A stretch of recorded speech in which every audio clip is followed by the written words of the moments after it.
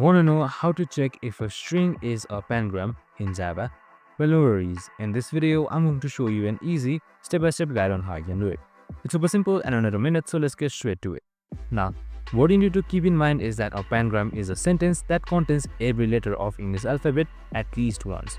So, for example, the sentence "the quick brown fox jumps over the lazy dog" is a pangram. So right here you can see the quick brown fox jumps over the lazy dog.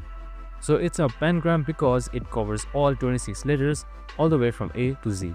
So in the program, we use a boolean array of size 26 to mark which letters appear on the string.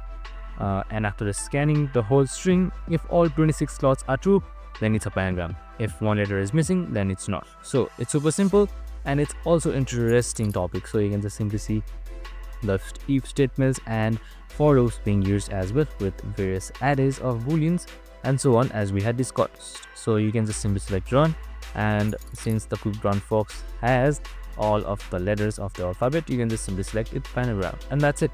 Super simple and easy. I hope this video helped. If it did, make sure to like, subscribe and tune in with us for more of these videos. See you in the next one.